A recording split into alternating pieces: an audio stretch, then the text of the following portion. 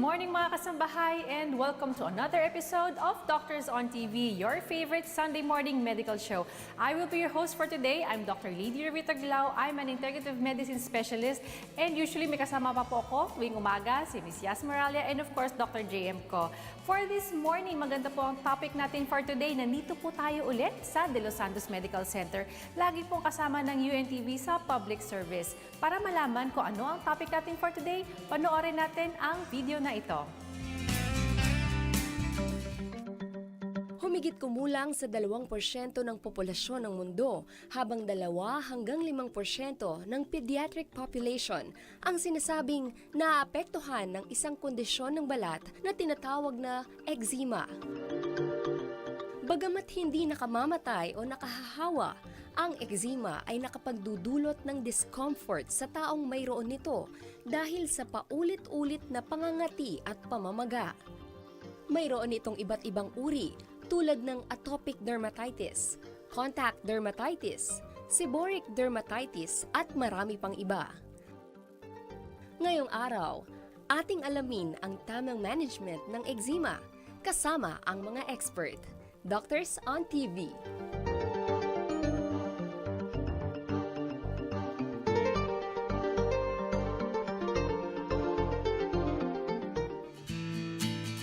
At yan po ang topic natin today, eczema. At syempre kasama natin ngayong umaga ang ating pasyente na lumapit sa Untv Action Center. Magandang umaga, Sir June. Ayan.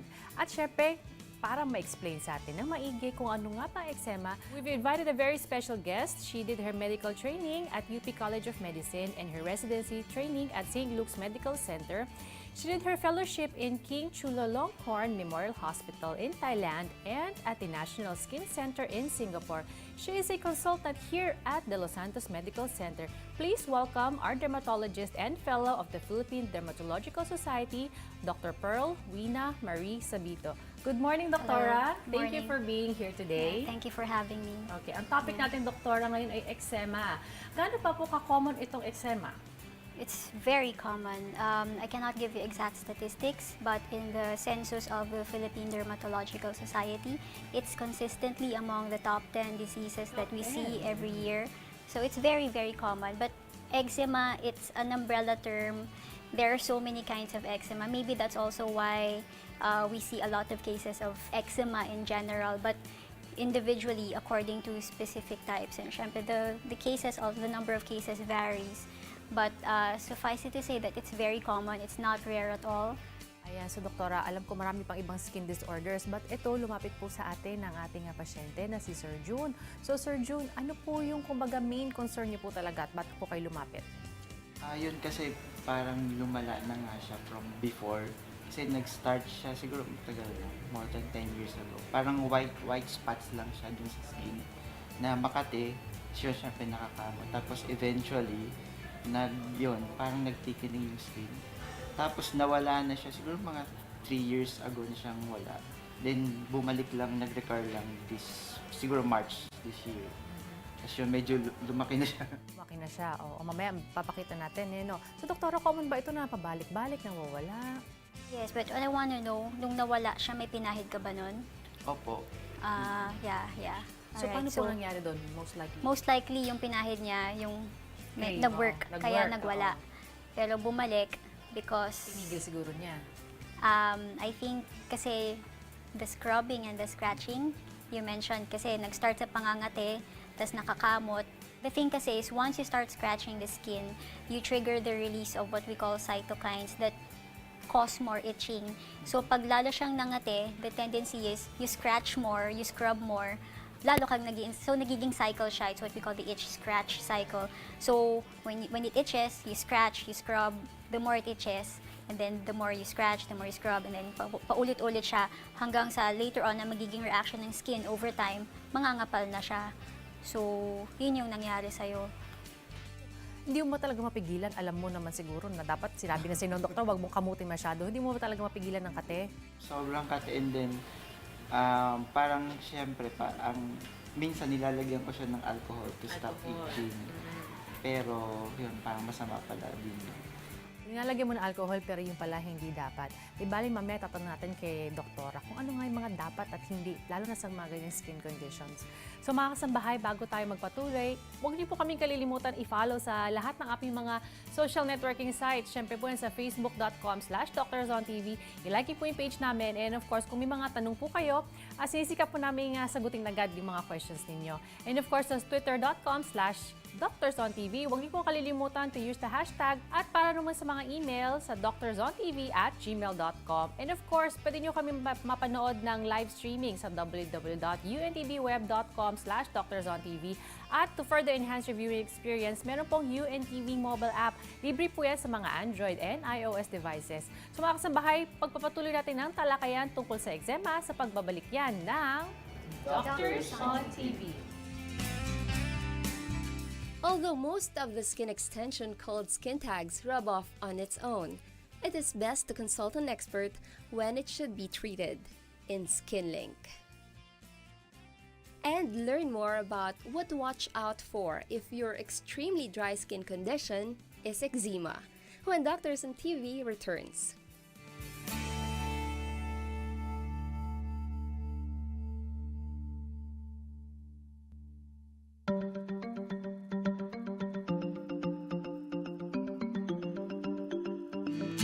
At nagbabalik ang Doctors on TV at nandito pa rin po tayo sa De Los Santos Medical Center. Kasama natin na ating guest specialist for today, si Dr. Wina Sabido, ang ating dermatologist. Ayan, Doktora, pag-usapan natin yung eczema. Ano nga ba itong tinatawag na eczema?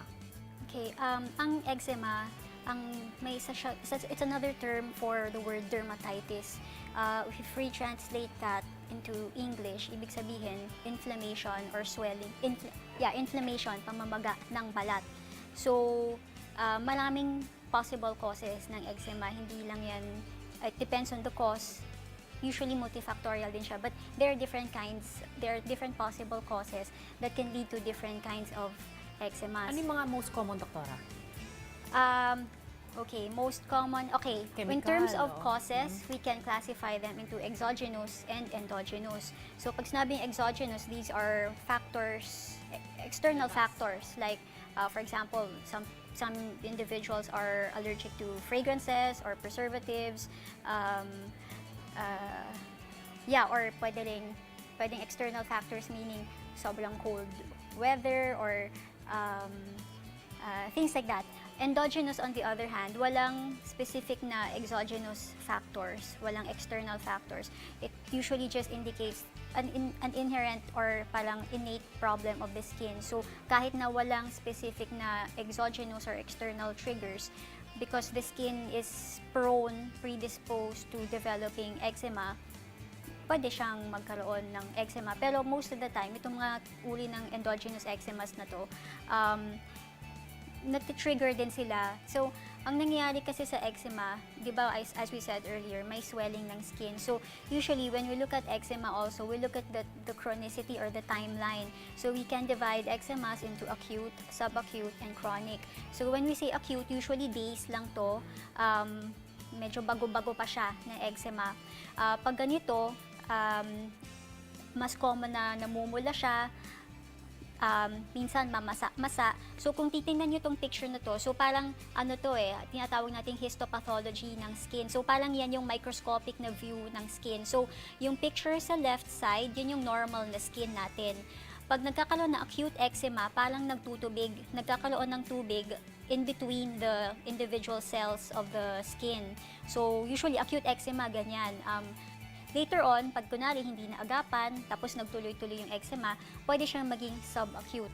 Ibig sabihin subacute, parang hindi pa siya sobrang tagal, pero hindi naman siya bago. So, midway siya.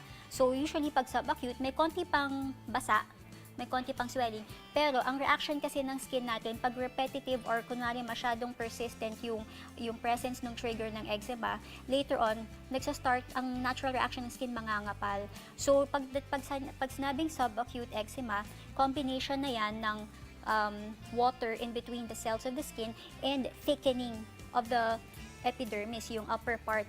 Kung natatandaan ninyo ang biology sa school, epidermis, dermis, and subcutaneous. So, yung epidermis, nagsa-start na siyang mangapal sa subacute na stage ng eczema.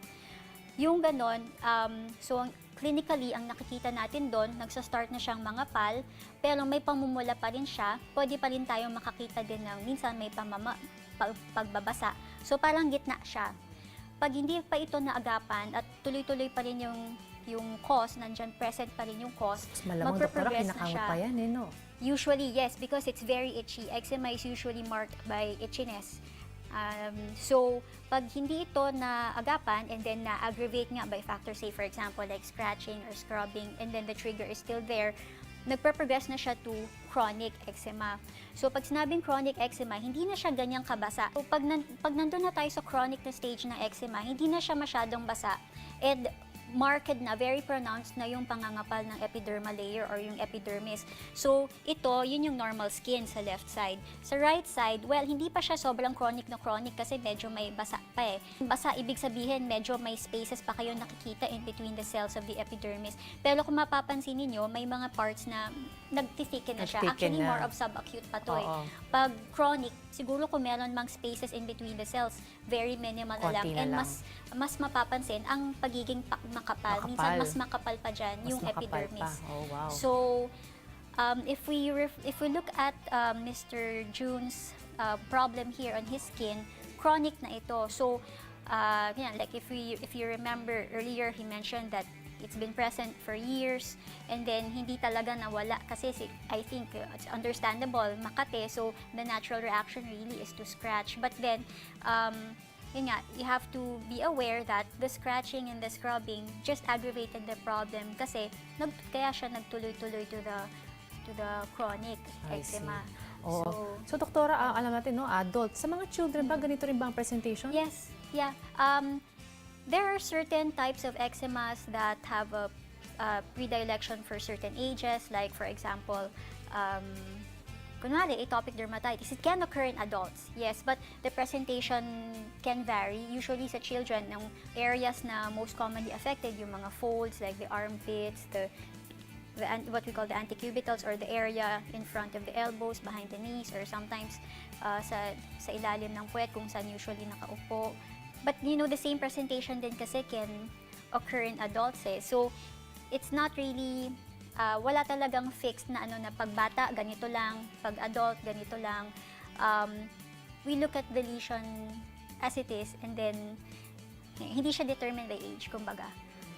So nabagay niyo, doktora, earlier yung mga types, no? Pero sa practice po ninyo, ano yung mga most common cause nitong eczema? well, in relevance to this, I think it's the scrubbing and the scratching really. Kasi, so yung specific na type ng eczema mo, it's called lichen simplex chronicus. So if we translate that, lichen, nangangapal, simplex, simple. It's chronicus sa katagalan. So nangangapal lang siya, simpleng pangangapal lang dahil sa katagalan. Ganun lang siya. So like I mentioned earlier, ang skin, in response to constant manipulation, friction, such as scratching, scrubbing, mangangapal talaga siya. So I think that yun talaga yung it's one of the most common eczemas that we encounter. Kasi especially Filipinos love to scrub. Meron kasi tayong mentality na kapag hindi ka nag-scrub pag naligo, or if you don't, pag hindi yung full, di ba most Filipinos ganun eh, feeling nila dirty sila, hindi malinis. Kapag madulas pa, feeling nila kulang pa. So, Nagkukuskus maigi. kuskus talaga. Parang yan talaga yung pero siguro okay yun nung dati, nung talagang siguro nung manual labor, nadudumihan talaga, napuputikan, nabababad sa putik, sa dumi. So yun siguro pwede, practical pa yun siguro in a sense, although I won't also recommend that, no. But like in everyday, kaya ngayon, I presume hindi ka naman nabababad sa dirt, sa Kumbaga, putik, mga So, magbubukid. yes, so there is really no need to over-clean. Kasi yun talaga yung ng Pilipino, kailangan malinis. Usually, ang mentality nila, pag merong rash, may germs, madumi, kailangan linisin, lagyan ng alcohol, lagyan ng agwa Iba oksinada. takot na takot sa germs eh, no? Yes, Oo. and that's one thing also we have to fix, because not all germs are bad. We have what we call normal flora on our skin. Yung normal flora na yan, mga germs yan, good germs. Kailangan natin ng good germs na yan. So kapag sobrang nating nilinisan ang katawan natin, sobrang scrub, sobrang gamit ng mga matatapang na sabon, usually mga antibacterial, yung mga ganun. Mga antibacterial gel, alcohol. Yes, so sometimes too much of that is not good because number one, when you strip away the normal flora of the skin, tinatanggal mo yung kakampi natin against the, what we could say, the bad germs. Okay? Second, when you over-clean, when you over-scrub, you strip away the natural moisture of your skin. Pag nawala ng moisture, pag nagkulang ang moisture ng skin, nagda-dry. So, pag nag-dry, okay, let's look at that picture. Diba, tingnan nyo yung cells ng skin natin doon sa normal na hindi kita dyan sa picture, pero meron dyan tinatawag mga yung natural moisture that surrounds the skin. Yan yung cement that holds the skin together. So, kunwari when we over-clean, kunwari sobrang gamit ng mga harsh na antibacterial soap, sobrang nagsascrub, sobrang babad sa... So, yung mga nagpapableaching, doktora. Yeah, yun, mga nagpapableach or yung mga sobrang ligo, kunwari 2-3 times a day kasi feeling nila madumi sila. Nasa-strip away yung natural moisture na yan. So, yung natural moisture na yan na nagsuserve na semento that holds the skin together, that keeps the skin intact. Pag nawala yan, parang nagkakaroon ng microscopic breaks in the skin, madaling pasukan ng irritants, madaling pasukan ng, kung may allergies ka man sa mga chemicals, madaling pasukan ng mga yun, pwede kang mag-allergy. And pag nasobrahan, pwede pang mapasukan ng supposedly good bacteria na pwedeng, pag pumasok sa skin, pwede mag-cause din ng problem, ng infection, I guess yung mga iba na nasa bahay, yung mga chronic na grabing kumamit ng mga certain detergents, not na cleaning agents. Yes, that's one. Basta anything that dries the skin. So, I think maybe it's nice, think of it as set an analogy. Diba when we have say a plate that we use, tapos we ate something really, really oily and greasy, how do we clean it? How do we clean this really, really greasy plate? Diba, sometimes we soak it overnight, or we pour hot water over it. Definitely, we use a strong dishwashing liquid and use something to scrub it off very well. So, pag all of these factors, after that, squeaky clean na yung plate, yung dish. Same thing with the skin. If we use hot water, if we use very harsh soaps and cleansers, if we scrub using something if we scrub, and if we over-soak it in water, kunwari sobrang bathing, sobrang ligo, sobrang babad sa water, all of these will strip away the natural moisture of our skin. Kailangan natin tong natural moisture ng skin natin to keep the skin intact because in many cases, like I said earlier, eczema is multifactorial, but siguro what unites all the different kinds of eczema is the importance of keeping the barrier intact. Wag nating tanggalin ang natural moisture ng skin natin. So, maraming mga habits ang Filipinos na medyo nakakasama when it comes to eczema. So, medyo kailangan natin baguhin yung ibang mga mentality na yon. And yun nga yung mga nabanggit ko earlier. Very true. So, even if maraming mga lotions or cream, iba pa rin yung natural protective barrier na meron tayo. Yes, exactly. Because the creams can only do so much. If you still continue to, say, scrub or use very strong chemicals on your skin, baliwala rin. Thank you, Doktora. No, I'm sure marami pong mas lalong naintindihan at na-appreciate ng importance ng ating good flora ng skin. Ayan. Sa ating pagbabalik mga kasambahay, malalaman natin ano yung mga treatments for eczema at lalong-lalo na kung ano ang treatment na nababagay para sa ating pasyente for today na si Sir June. Kaya mga kasambahay, huwag kayong aalis, don't change the channel kasi magbabalik ang Doctors on TV.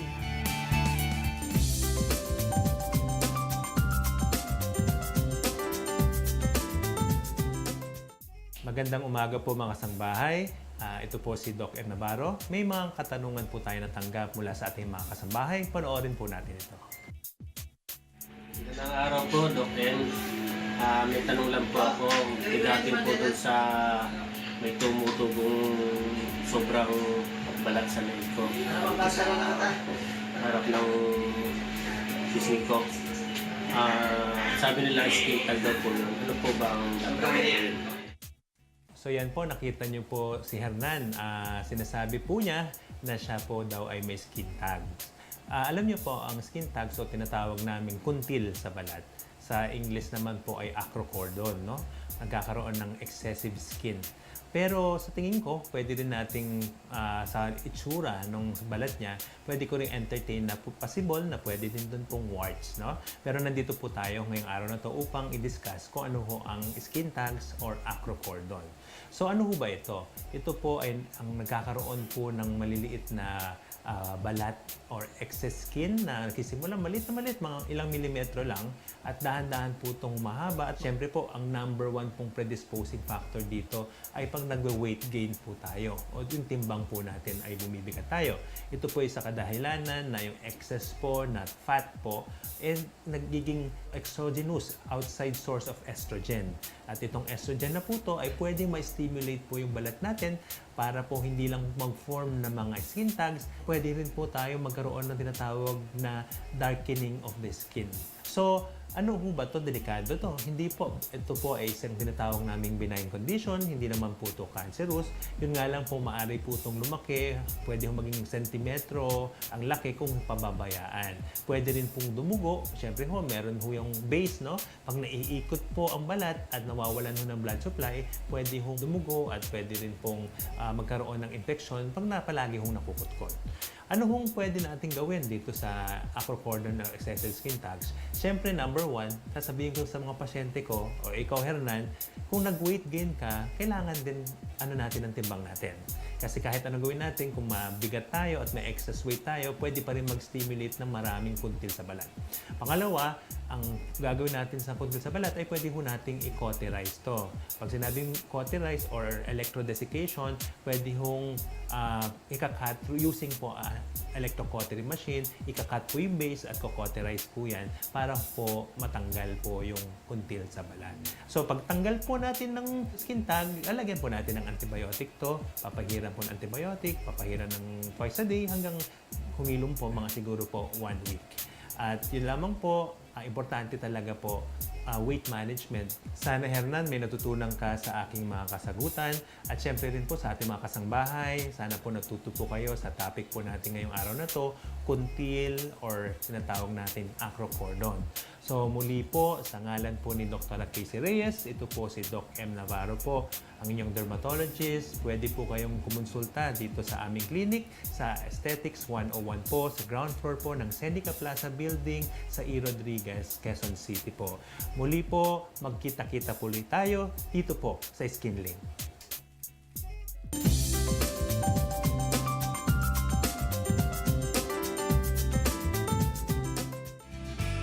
Do you know that some babies hold their breath or lose their consciousness for a while after their cry? Know more about this terrifying crying spell in Baby Talk.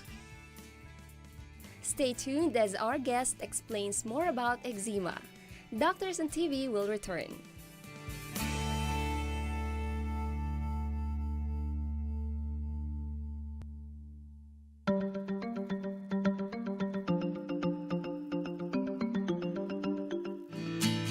At nagbabalik po ang Doctors on TV. At nandito po tayo sa De Los Santos Medical Center at ang topic natin today ay eczema. At kasama natin ngayon ang ating guest na si Dr. Sabito para pag-usapan ang therapy para sa ating guest ngayon na si Kuya Jun.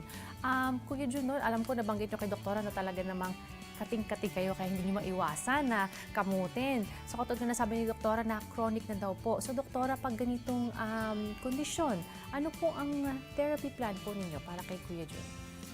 Pag ganito kasi eczemas, ang first line usually topical corticosteroids, so either ointment or cream, depende. So ito, meron akong i-prescribe na potent na topical steroid kasi very thick na siya, hindi na siya kaya ng mga medyo mild na mga steroid. Kailangan na natin ng medyo matapang, and ointment para at the same time may moisturizing factor at saka yung mas pag ganito talaga, yun na yung appropriate. But with just topical treatment, because it's quite thick, it might take a while. So I would most likely also inject a steroid also para direkta sa ilalim para mas mabilis na umimpis. And then kasabay yun ng pamahid. Now, we have an optional treatment that we can do. It's called phototherapy. It's a mode of treatment where we expose the skin to ultraviolet light. Ang mechanism of action kasi nun, tinatawag nating immunomodulatory. Since we know that eczema is basically an inflammatory condition, like I said, inflammation of the skin nga siya, phototherapy is very good for this condition kasi it helps to suppress the inflammation. So, although not all cases of this, lichen simplex chronicus require phototherapy, I think he would benefit very much from it. But targeted ang gagamitin natin kasi merong ang pinaka-common na phototherapy dito, at least sa Pilipinas, yung whole body.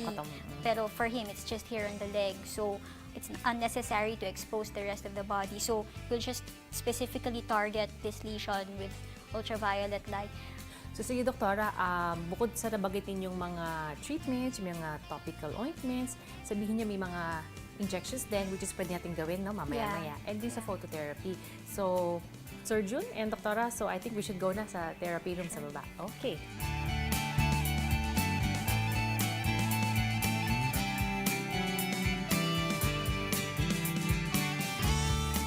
So, dito na po tayo sa phototherapy unit. And of course, Doktora, ano po ang mga therapy na gagawin niyo sa kanya? So, like I mentioned earlier, may topical ointments ako na ipa-prescribe. I would also like to inject a corticosteroid para diretso kasi medyo makapal. So, para may mas mabilis tayong results na makita. And I would like, ideally, I think he would benefit very much from targeted phototherapy. So, that is our machine. And then, ngayon, Doktora, ano na po ang ready na ang si Sir Jun? We will inject now. So, it might sting a little, but shouldn't be so bad. You should be able to tolerate it. Kayang-kaya mo yan, no? Kakayanin, syempre. Kinamot mo ng matagal eh.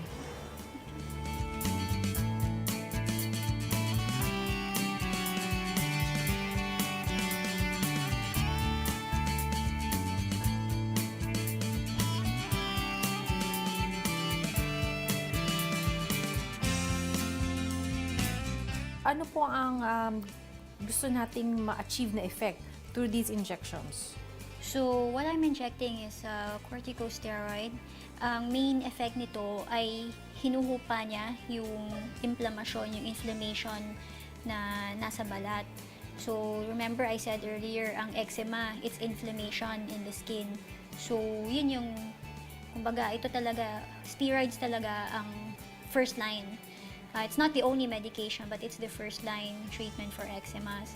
So, since his lesion here is already quite thick, if we just rely on topical treatments, might take a while kasi syempre yung penetration plus yung it took a long time nga for the skin to get this thick. So, hindi rin overnight ma-treat ng mga topical medications lang. Kaya, dinedirekta na natin under the skin para mas may effect tayong makikita na mas mabilis.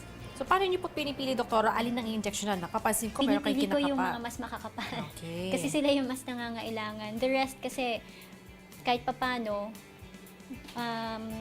may pamahid naman din ako na ipe-prescribe. So, I'm just selecting the thicker areas. Yung mas nakikita ko mas nangangailangan. So, kumusta, Sir Jun, ang pakiramdam? Kaya naman? Napangiti siya agad, Doktora. Sige. Yeah. So, usually, Doktora, kailan po siya mag-follow up po sa inyo? Ako, papabalikin ko siguro after 2 weeks. 2 weeks. Unless kung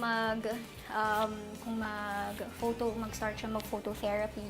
Ideally kasi yung ganyan, for us to get maximum results, 2 to 3 times a week, kailangan bumalik regularly. Kasi kung paudot-udot lang, hindi natin ma-maximize. So, Doktora, natapos mo na yung injections. Ano po yung next na treatment po gagawin niyo sa kanya? Yeah, so I mentioned earlier, my ointments. So, mamayang gabi, start ka na. Tapos, as soon as he can, mag-start na siya kung kaya niya ng phototherapy. For this one nga, like I said, we'll do targeted. Phototherapy kasi can be delivered whole body. kunwari, sobrang dami, kalat-kalat na hindi talaga, yun. So, para isahang exposure na Oo. lang. Pero pag ganito na sobrang localized, dito lang sa area na to, we have targeted phototherapy na para hindi naman kailangan i-expose the rest Ng of the buong body, katawan, na hindi oo. naman kailangan. Well, not related to this, no, but we also have phototherapy for the hands and feet. Kasi kung hindi siya madaling ma-reach ng Yes, ibang oo. kinds ng machines. So, meron kaming pang hands and feet din. Pero, well, you don't need it, but yeah, Okay. I just thought I'd mention it. So, doktora, bukod po dyan, no, sa pag umuwi na siya, may cream po siya ipapahid. Anything else na dapat po niyang dapat tandaan when it comes Okay, to remember taking what care? remember what we discussed earlier, no? The scrubbing, the scratching, stop that. Because no matter like whatever we use, even if you use the most expensive, the most advanced technology for treating your eczema, if you don't do away with the root of your problem, and the root of your problem here is the scrubbing and the scratching and the dryness, your skin is very dry, this will just keep coming back. So, doktora, nabanggit niyo po, no, yung sa scratching, sa washing. How about naman po sa food? May mga bawal po ba pag sa Okay. ganito? Pag ganito, wala. Really. Another thing that many Filipinos have this mistaken notion of is chicken, eggs, mga malalansa na food. Lahat yon basta may rash, iwas na kaagad sa mga food na to. Not necessarily correct in many cases. In this case, definitely you don't have to avoid certain foods unless you really have a known allergy oo. to foods.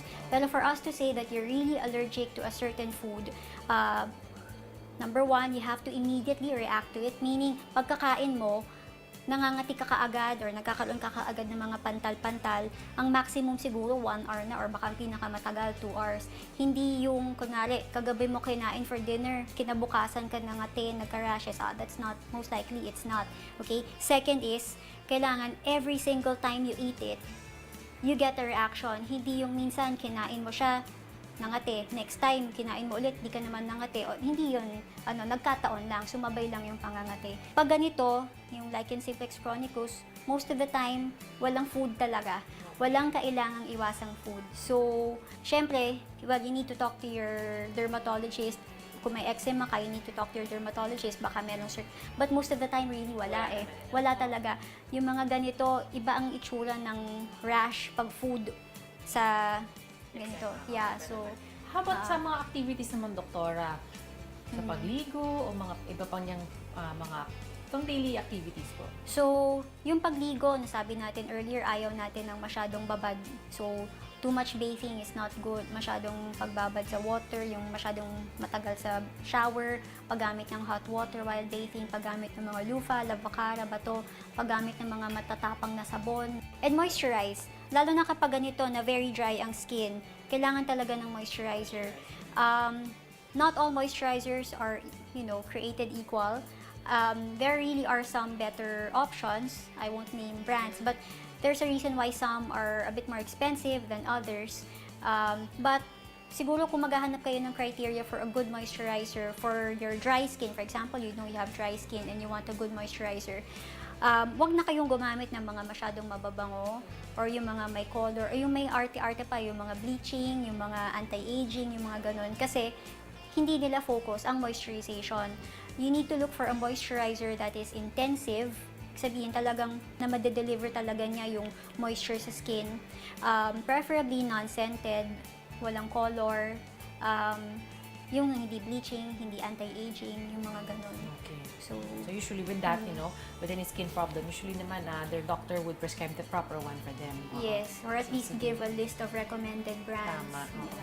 So, and of course, doktora, when it comes to skin conditions, lalo sa eczema, is para sa ating mga manonood, may gusto po kayong parang i-focus, na important points when it comes to this kind of lesions?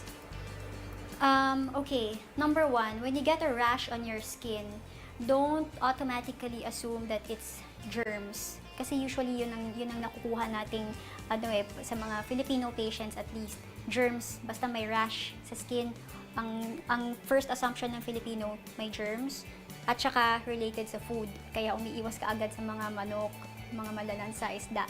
So, wag ka agad mag-assume ng ganun. When you're in doubt, consult with an accredited board-certified dermatologist. affiliated with the Philippine Dermatological Society para, for proper diagnosis and management. But kunwari hindi ka kaagad makapagkonsulta, huwag din basta-basta mag-experiment with yung mga, hindi ko sinasabing yung mga over-the-counter medications ay lahat masama. Pero paano kung mali yung makuha ninyo, yung malagay ninyo? So baka mas magka-problem pa. So huwag basta-basta magpahid. Don't self-medicate, don't self-diagnose. Hindi ibig sabihin na porket kamukha ng lesion mo yung nasa internet, yung picture sa internet ay same na yon. So, always seek consult para at least yung diagnosis, yung management, tama, you don't risk, harming yourself or at least, harming your skin even more. Okay, So, Dr. Thank you yun. so much for the information. Sir June, ikaw naman, may gusto ka bang sabihin, pasalamatan? Ayun po, unang-una maraming salamat po kay Dr. Wina sa mga sinabi niya po na sa tingin ko po makakatulong po sa akin. And salamat po sa De Los Santos Medical Center at sa UNTV, Doctors Untv at sa Action Center Kuya kay Daniel. Kuya Daniel. Okay, thank you so much. And Dr. of course, what if we have viewers na gusto pong magpa-check up po sa inyo, how can they find you? Well, if you have any skin concerns, my advice really is to seek any board-certified dermatologist accredited with the Philippine Dermatological Society. So here at De Los Santos, we are 15 PDS accredited dermatologists. So tawag lang sila sa De Los Yes, Santos for yeah. appointment. Okay. Doctora, thank you so much. And of course, Sir June, thank you for sharing your experience with us. Okay, alis mga kasabay, hindi pa tapos ang programa kasi magbabalik ang Doctors on TV.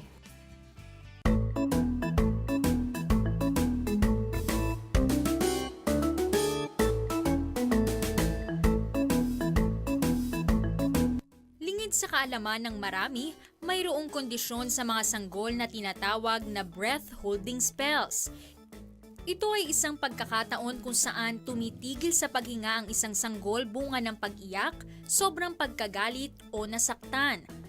Kung minsan pa nagreresulta ito sa pangingitim ng mga labi at pagkawala ng malay. Ngayong araw alamin natin mula kay Dr. Katrina Flor Cruz kung ano nga ba ang breath-holding spell at ano ang marapat gawin kung sakaling mangyari ito sa ating mga sanggol. Ngayong araw, sasagutin po natin ang isa sa mga tanong mula sa ating follower sa ating Facebook page. Ito po ay mula kay Miss Pinky Carascal. Ang tanong po niya, ano daw po ba ang breath-holding spell? Ano daw po ba ang dapat gawin kapag may breath-holding spell at kailangan daw bang bigyan ng oxygen? Ano nga ba ang breath-holding spell? Ang breath-holding spell ay isang episode kung saan ang bata usually iiyak ng malakas, pagkatapos mangingitim at parang titigil sa paghinga. Makikita po ito ng mga nanay na parang minsan ay nawawala ng malay din ng kanilang anak at ito ay nakakapanik sa kanila. Tandaan po natin na ang breath-holding spell ay involuntary. Ibig sabihin, wala pong control ang bata kung kailan po ito mangyayari. Usually, nagsa-start po ang mga episode ng breath-holding kapag ang bata ay around 6 to 18 months, humuhupa po kapag siya ay 4 to 5 years old at sadyang nawawala at around 7 years old. Usually, ito po ay natitrigger kapag ang bata ay nasasaktan, natatakot, nagagalit o kaya naman ay nag-aalboroto. Iba po ito sa kumbulsyon at hindi po kinakailangan ng gamot para sa kumbulsyon ang breath-holding spells. Dalawang klase po ang breath-holding spells. Ang unang klase ay yung pong pallid breath-holding spell kung saan ang bata ay kukuha ng kaunting hininga, biglang iiyak sandali at pagkatapos mamumutla at mawawala ng malay. Minsan po may kasama itong paninigas ng katawan kung kaya napapagkamalang seizure. Pero ang mapapansin niyo po dito sa klase ng breath-holding spell, bigla pong babalik na lang sa normal or makaka-recover ang bata after about 1 minute. Yung pangalawang klaseng breath-holding spell po ay yung tinatawag na cyanotic kung saan ang bata iiyak ng malakas for about 15 seconds, biglang titigil sa paghinga, pagkatapos may kita yung siya ay nangingitim. Magiging bluish po yung paligid ng kanyang labi. Tandaan po natin na hindi po harmful ang breath-holding spells sa mga bata. Hindi po ito nakakakos ng brain damage, hindi rin po ito nagli-lead sa convulsion or seizure. So, unang-una po, wag po tayong magpanik. Bagamat nakakatakot po na nakikita natin na parang tumitigil sa paghinga ang mga bata, wag po tayong matakot dahil ito po ay kusang makaka-recover naman. Kapag po nakita natin ang bata na nagbe-breath holding spell, hayaan po natin siya na humiga ng nakatagilid, bantayan po natin siya hanggang matapos ang episode. Huwag po tayong maglalagay ng anything sa kanyang bibig tulad ng kutsara at pacifier. Huwag po siyang bubuhusan ng tubig. Huwag niyo rin pong aalog-alugin ang kanyang katawan. Huwag din po siyang bibigyan ng mouth-to-mouth resuscitation at huwag pong bubugahan ng hangin sa kanyang ilong. Ikonsulta din po natin ang bata kapag ito po ang first episode or first time na na-witness niyo ang breath holding spell. Kailangan po siyang ma-examine. Kailangan din pong malaman natin kung ano ba yung mga possible na nagtitrigger dun sa breath holding spell. And importantly, kailangan ma-determine natin, breath holding spell nga ba yung na-witness natin? Yung warning signs na titingnan natin kapag ito ay unang nangyari sa less than 6-month-old na baby, kapag ang episode ng breath holding spell ay more than once a week na nangyayari, ganun din po kapag nakita natin na yung episode na yon, naninigas po ang katawan ng bata for more than 1 minute. So muli maraming salamat kay Pinky sa iyong katanungan tungkol sa breath holding spell. Sana ay nakatulong ang information na na-share namin today. So muli mga mommy at daddy, mga kasangbahay, ito po si Dr. Katrina Flor Cruz. Samahan niyo po ulit kami sa isang episode ng Baby Talk.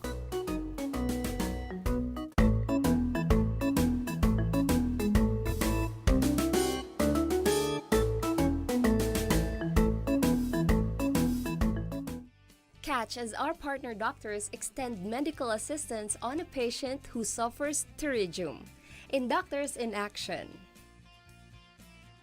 Up next, Doc Steph Supan will share some do's and don'ts in breastfeeding on women's health when Doctors on TV returns.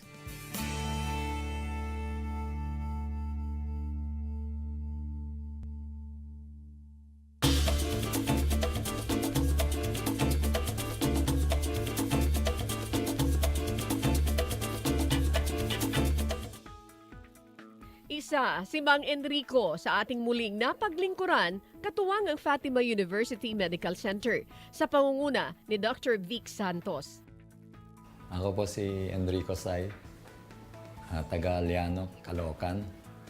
At ang trabaho ko po installer ng mga aluminum and glass. Hindi balanse yung pagtingin.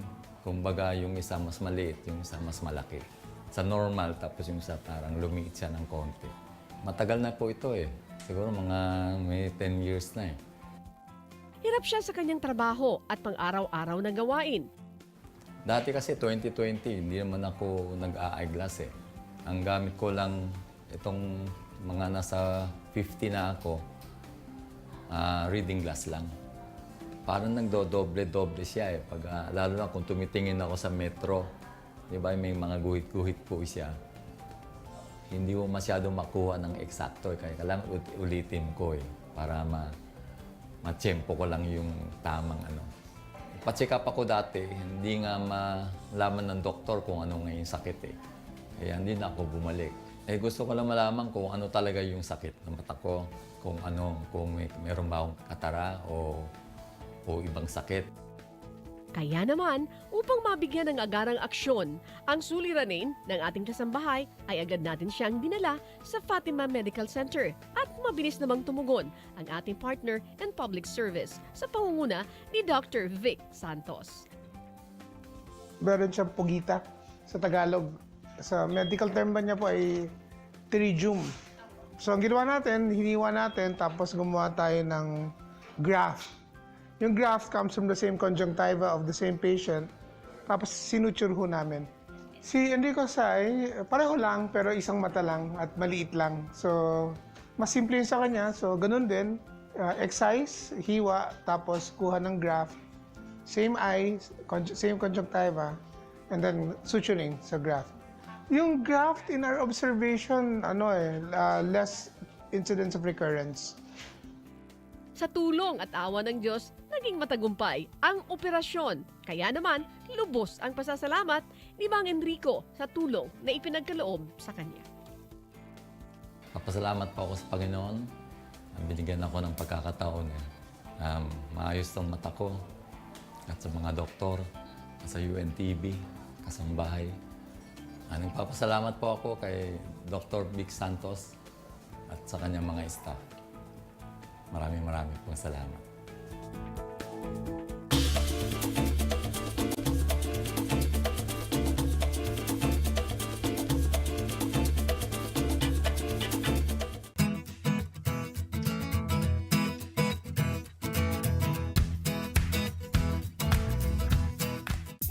Napatunayan sa mga pag-aaral na ang breastfeeding ay ang may pinakamataas na uri ng nutrisyong maaaring ibigay ng isang ina sa kanyang sanggol. Ang gatas ng ina ay itinuturing na right food o pinakamainam na pagkain para sa mga sanggol dahil taglay nito ang lahat ng nutrisyon na kailangan ng isang bata para sa kanyang paglaki at nagtataglay din ng antibodies na mabisang proteksyon ng sanggol laban sa mga sakit. Kaya naman mahalagang magabayan ng mga breastfeeding mommies hinggil sa mga dapat at hindi dapat gawin habang nagpapasuso. May mga tanong tayo na natatanggap sa ating FB page. Ang una ay galing kay Jeline. Ang kanyang tanong ay tungkol sa proper diet at vitamins na dapat i-take pagka breastfeeding. Ang diet kapag nagbe-breastfeed ang isang ina ay well-balanced pa rin dapat. Dapat mayroon siyang angkop na amounts ng protein, carbohydrates, vitamins at minerals. Dapat lamang ay dagdagan niya ang kanyang fluid intake. Ang fluids ay maaaring manggaling sa tubig, juice, sabaw na kanyang kinakain. Mahalaga ang pag-take ng malunggay para sa isang babaeng nagbe-breastfeed. Napatunayan na ang malunggay supplements ay maaaring mag-increase ng ating milk supply. Marami na ngayong iba't ibang klase ng mga malunggay supplements. Maaari itong capsule form, juice, o kaya ay mga powder na minimix sa ating mga inumin. Ang mga nagbe-breastfeed ay maaaring mag-take ng multivitamins na sagana sa calcium. Mataas ang calcium requirement ng isang babaeng nagbe-breastfeed. Kapag mababa ang kanyang calcium intake, maaari siyang magkaroon ng cavities o dental caries at maaaring lumambot ang kanyang buto. Ang calcium ay maaaring makuha sa milk supplementation or calcium tablets. Ang isa pang katanungan ay galing naman kay Ellen. Ang kanyang tanong ay tungkol sa menses kapag nagbe-breastfeed at tungkol sa contraception. Karaniwang hindi nagme-mens ang babaeng bagong panganak at exclusively breastfeeding. Ito ay maaaring magtagal ng up to 6 months. Pero, meron ding ilang babae na nagkakaroon ng irregular menstruation o spotting lamang. Ang babaeng exclusively breastfeeding ay may tinatawag na lactational amenorrhea. Ang ibig sabihin nito ay hindi siya nagme-mens hanggat siya ay exclusively breastfeeding. Dahil dito, mayroon din siyang contraceptive effect o hindi mabubuntis ang babaeng exclusively breastfeeding hanggang 6 months. After 6 months, kung kailan kumakain na ng solid food ang kanyang baby, nawawala na ang contraceptive effect ng kanyang breastfeeding. Pagkatapos ng 6 months, ay maaari na siyang magtanong sa kanyang obstetrician gynecologist ng other forms of family planning. May mga pills na maaaring i-take ng mga nagbe-breastfeed. Iba ito sa ordinaryong pills na tinitake ng mga hindi nagbe-breastfeed. Mag-ingat po tayo sa pag-inom ng hindi prescribed ng inyong doktor. Ang ordinaryong pills ay maaaring makasama sa kanyang baby habang siya ay nagbe-breastfeed. So ayan mga kasambahay, sana ay marami kayong natutunan ngayong araw na to tungkol sa breastfeeding. Hanggang sa susunod, this is Dr. Steph Supan for Women's Health.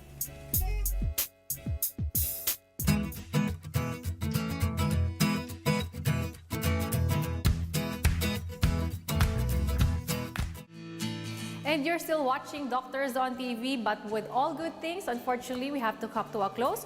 Pero napaka-fruitful po ng episode natin today. Nakita natin kung ano nga ba ang eczema at anong mga current therapies po dito. Pero katulad ng sinabi ni Doktora earlier, we have to take care of our skin kasi lalong-lalo na meron po tayong natural flora dyan na kung maaari protektahan natin at i-keep natin. Huwag tayong masyadong kuskus ng kuskus kung hindi naman kailangan. And of course, to keep it well hydrated, inom po tayo ng tubig araw-araw. Huwag masyado sa mga masyadong matatamis na inumin. And of course, no, like what I say to patients, no, hindi po natin pwedeng kaligtaan ang proper diet and of course, yung healthy lifestyle. At syempre, bago po tayo magtapos, gusto naming pasalamatan ang ating mga sponsors. Syempre sa Fiber C, the Time Release Vitamin C, and of course sa Tawi-Tawi Medical Center. Marami pong salamat sa pagsuporta sa aming programa linggo-linggo.